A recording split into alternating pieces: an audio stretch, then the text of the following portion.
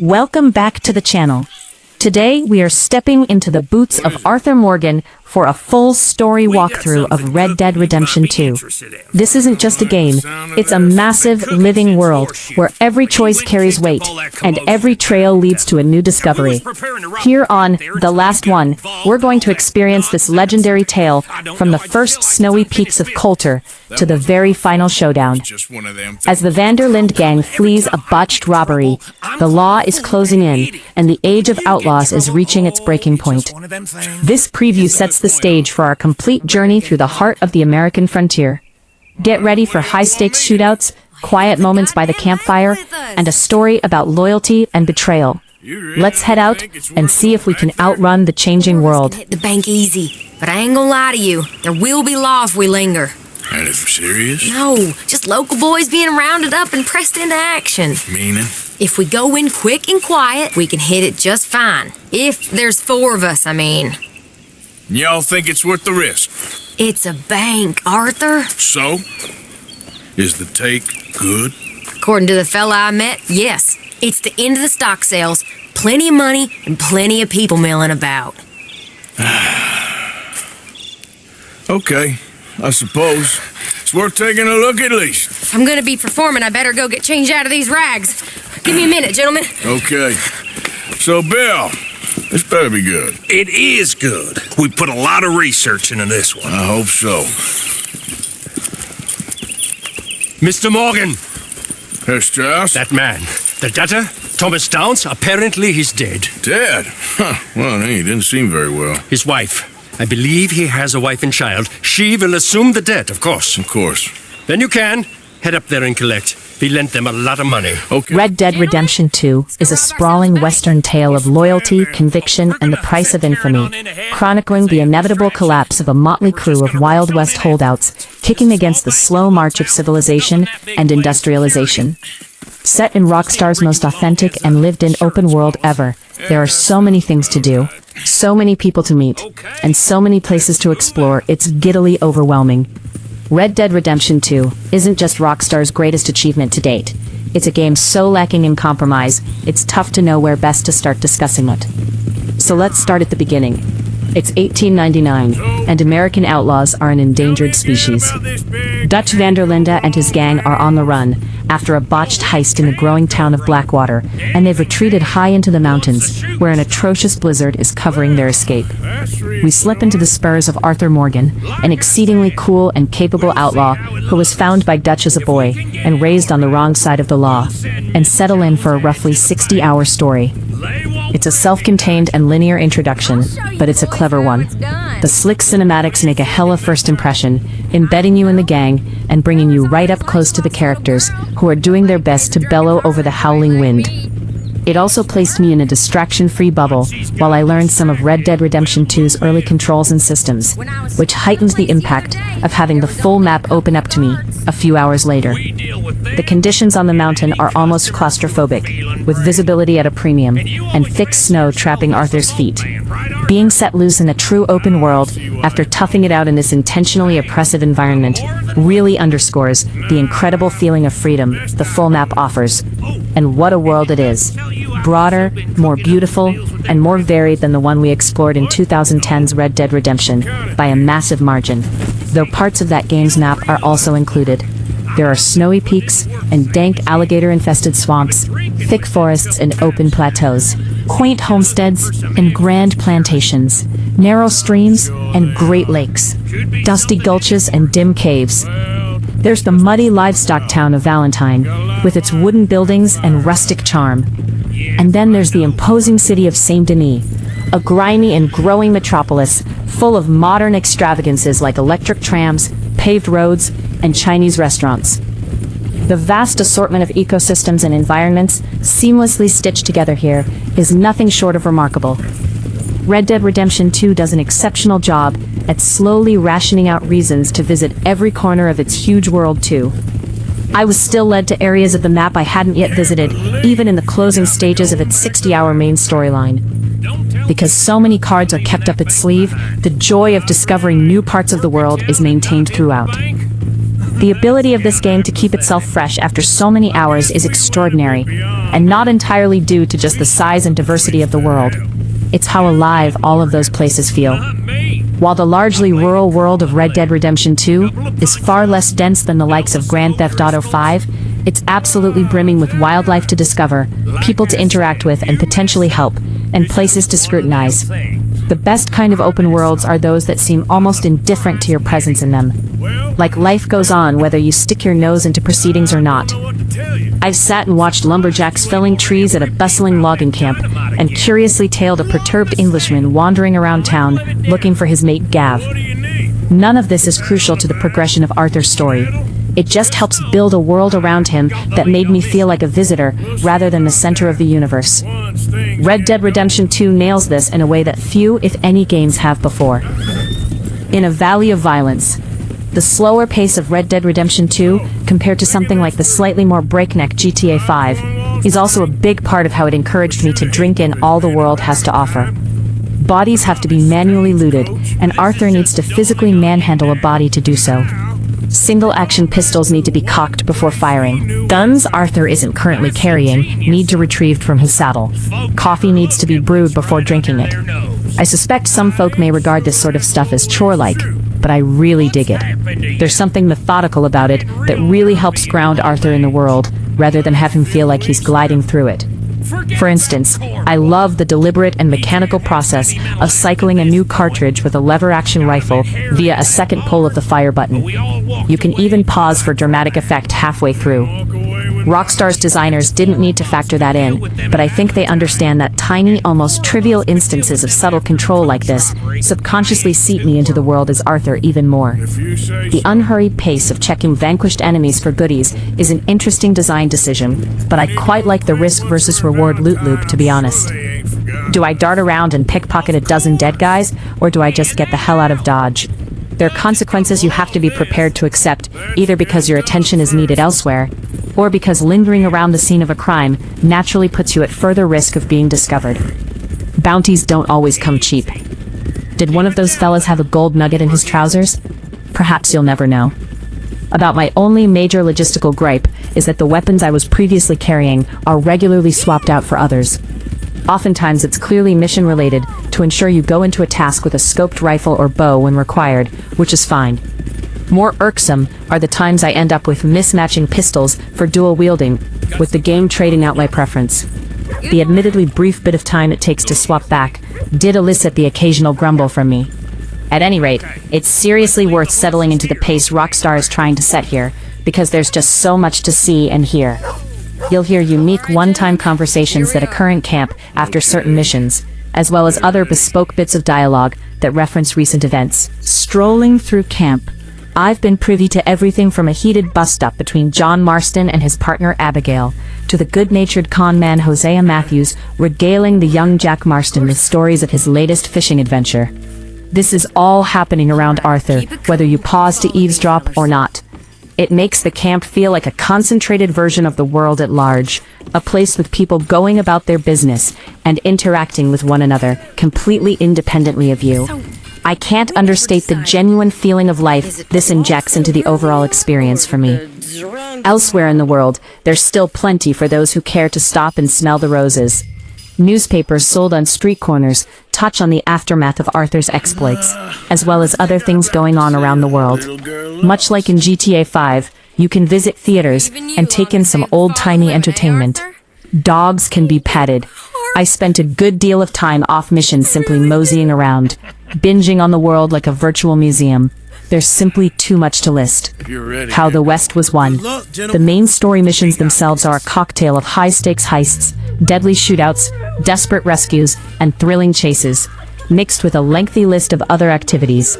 Many of those function as organic ways to teach us about new side hustles and activities that can be undertaken, from selling stolen horses to playing poker or fishing.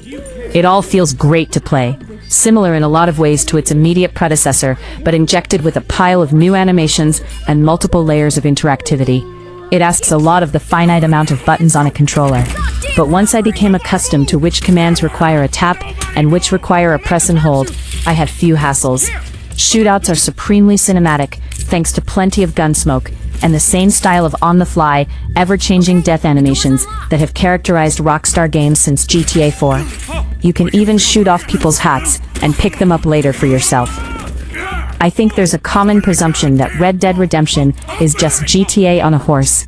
Certainly, the GTA DNA is here, but with far more primitive firearms at your fingertips. Gun battles are more intimate and anarchic.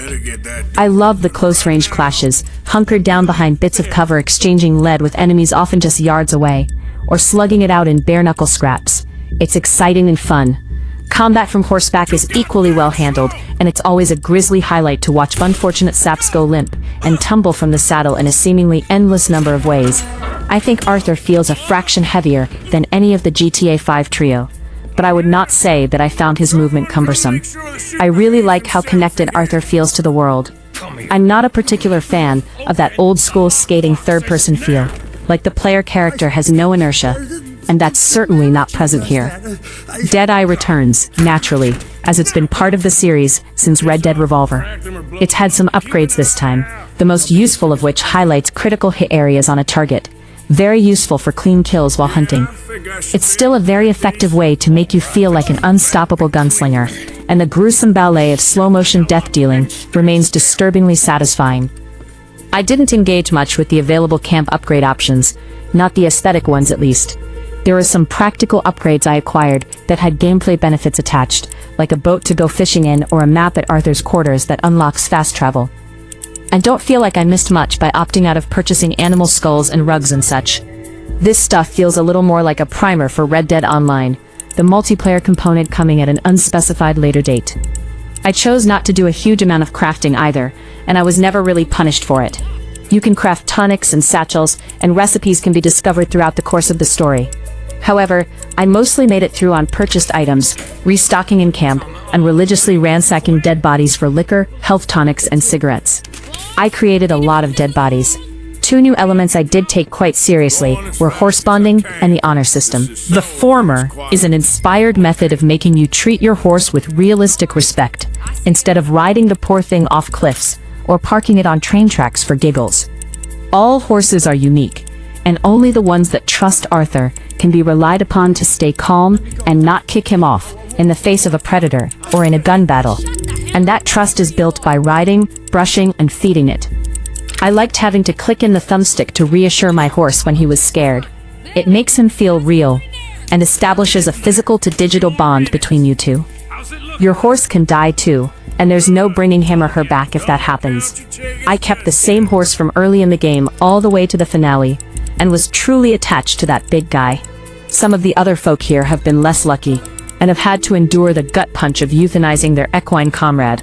Always pack some horse revivers, people. Meanwhile, Arthur's personal honor is something that's in the background at all times, rising and falling based on his actions in the world. In practical terms, being an outlaw who refrains from killing in cold blood, and who helps regular folk around the world, gets you discounts in shops, and generally means you won't have to look over your shoulder quite as often for bounty hunters and lawmen. Playing through as a vicious monster is also possible, although it's not entirely clear to me whether there'd be some dissonance between that approach and Arthur's actual story. I still need to investigate further, but I'm really happy with how my playthrough turned out, and the outlaw with a soft side Arthur I chose to inhabit. Once upon a time in the West, Red Dead Redemption 2 is an undeniably pretty game across the board. The lighting is fantastic, particularly in dark, misty situations where shafts of moonlight stab through the trees, and I love the way it handles Arthur leaving weakly lit interiors into the temporarily blinding sun outside. The sunsets are especially spectacular, and seem to vary depending on the weather system. Some are harsh and beaming, while others are warm and soft. The facial animation is a noticeable step up from GTA 5, and the level of granular detail is almost absurd. From the way blood smears on Arthur's shoulder after carrying a kill, to the way individual strands of his majestic mutton chops quiver in the breeze, the way wagon wheels become caked in mud, the way rust builds up on a poorly maintained firearm. It's another long, long list that speaks to a high level of attention to detail. Nowhere else you can go, it's over! Assuming folk ain't dead in there, you won't swing! I said come out now! What do we do? I don't know. Give me a second. If the shooting starts, you're all dead. I'll go. Follow me. What are you, insane? Probably. Don't shoot! Don't shoot him! I made a terrible mistake. Get out of there, miss. Sorry.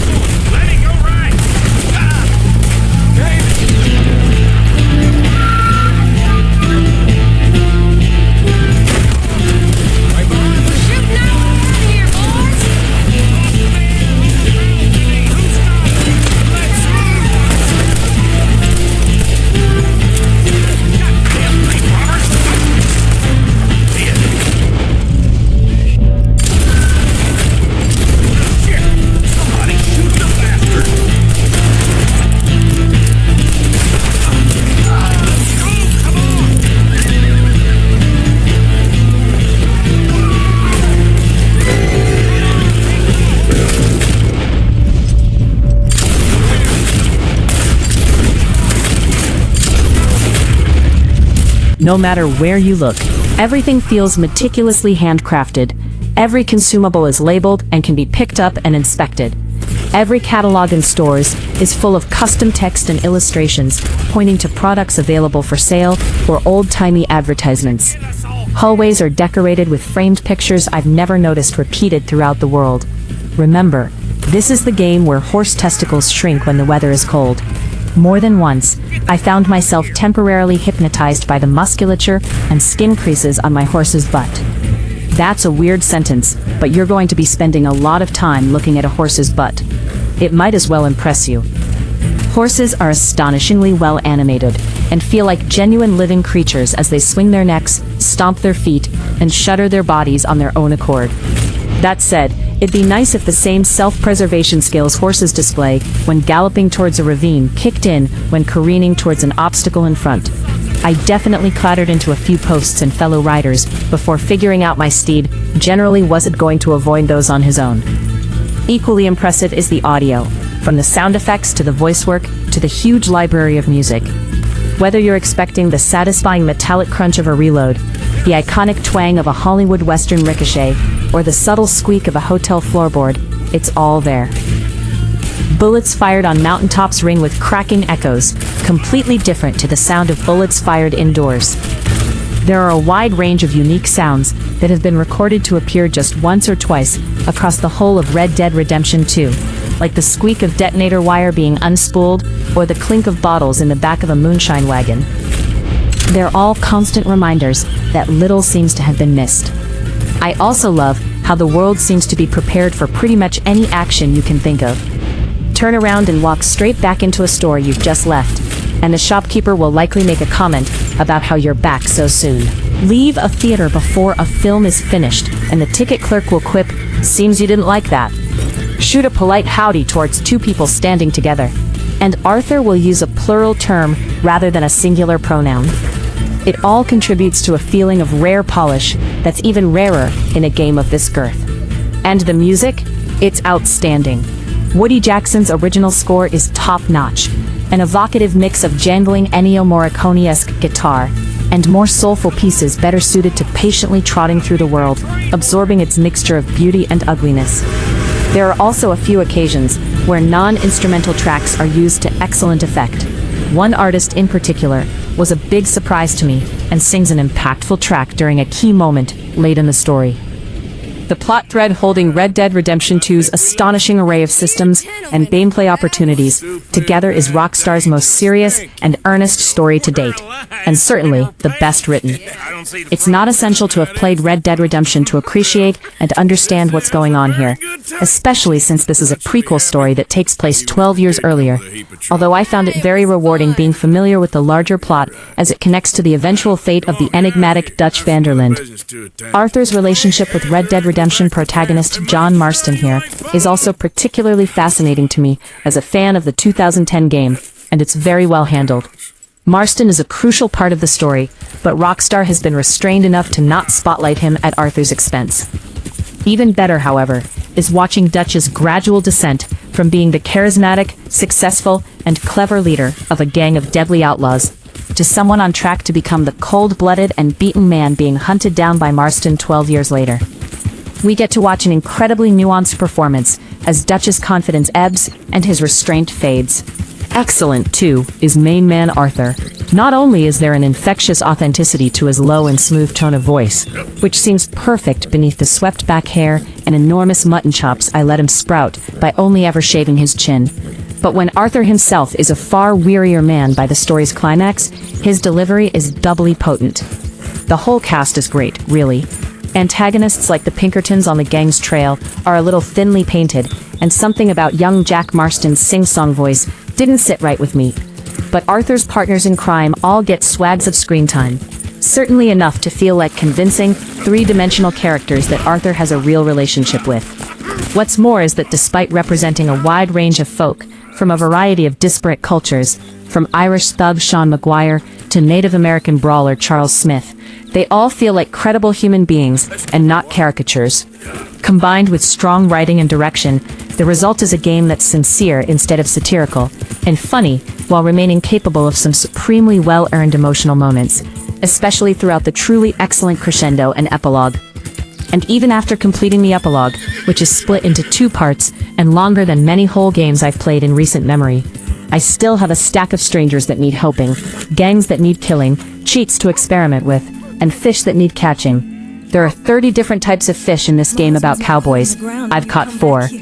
Red Dead Redemption 2 stands shoulder to shoulder with Grand Theft Auto 5 as one of the greatest games of the modern age. It's a gorgeous depiction of an ugly period that's patient, polished, and a huge amount of fun to play, and it's combined with Rockstar's best storytelling to date.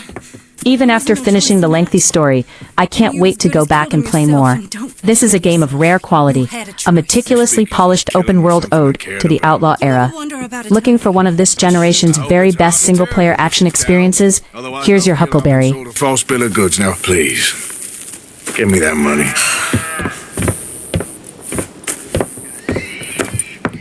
Either you got a lazy eye or lack of respect. Which is it, boy? I ain't got no lazy eye. No respect for the likes of you. Well, maybe when your mother's finished mourning your father, I'll keep her in black, on your behalf. You think on that, boy? Well, maybe you shall, sir. And maybe other events will transpire. You best stick to them books, because mark my words on this. Vengeance is an idiot's game. Ah, Mrs. Downs, thank you for your punctuality. It's next to godliness, isn't it? That's cleanliness. I'll have to take your word on that. Good day.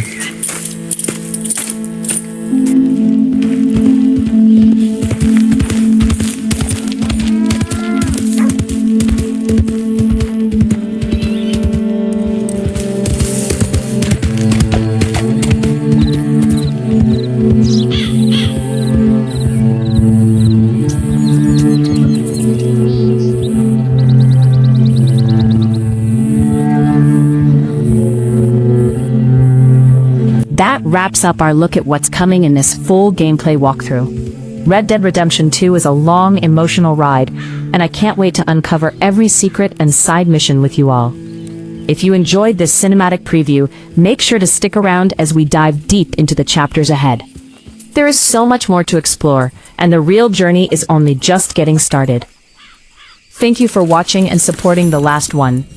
If you're excited to see how Arthur's story unfolds, don't forget to hit those buttons to stay updated on every new episode of this series. We have a long road ahead of us across the heartlands and the bayous, so keep your lanterns lit and your guns cleaned. I'll see you all in the next part of the walkthrough.